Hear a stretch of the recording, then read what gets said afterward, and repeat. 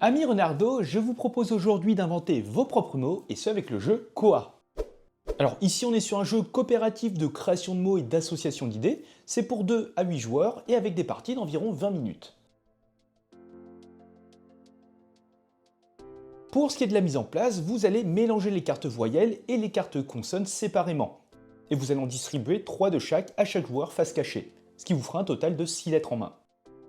Vous allez placer le plateau central au milieu de la table et vous disposerez 6 cartes images au hasard, en face de chaque numéro.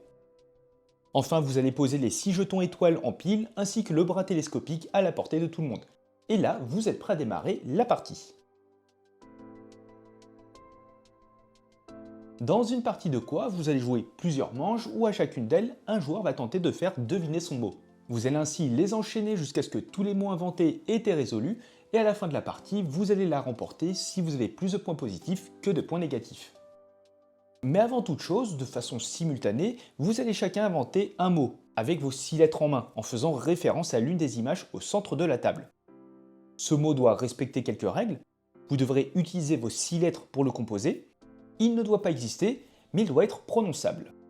Vous pourrez vous inspirer librement d'une partie d'un mot existant, de sa phonétique ou de tout autre élément qui vous aide à créer votre mot.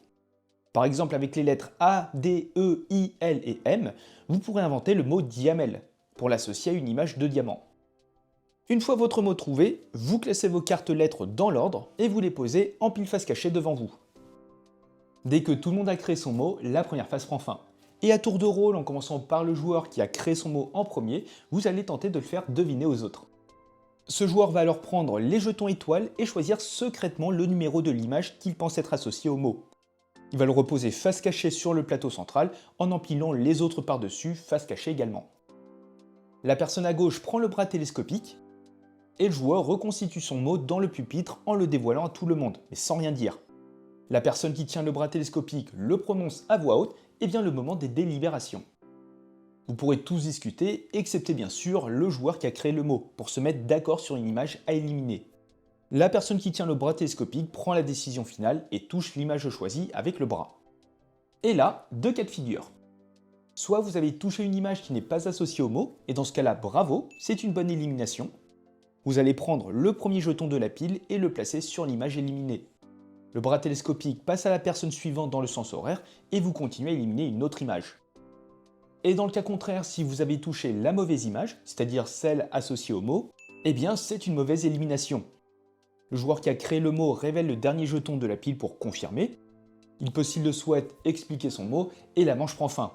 Vous allez ainsi récupérer vos points. Pour chaque jeton étoile placé sur une image éliminée, vous allez prendre une carte lettre du mot et la placer face cachée dans la boîte côté zone des points gagnés. Les cartes lettres restantes sont placées à l'inverse dans la boîte côté points perdus.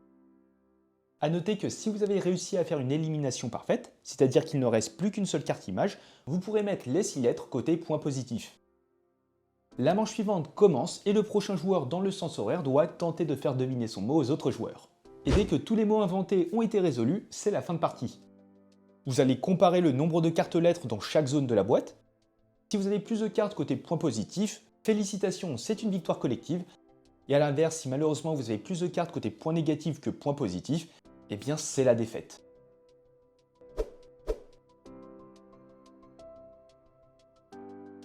Et voilà les amis, désormais vous êtes prêts à inventer vos propres mots. Dites-moi ce que vous en pensez dans les commentaires, et si le jeu vous intéresse et que vous souhaitez soutenir la chaîne, eh bien n'hésitez pas à utiliser le lien qui est en description. Et sur ce les amis, portez-vous bien, et on se dit à la prochaine. Ciao!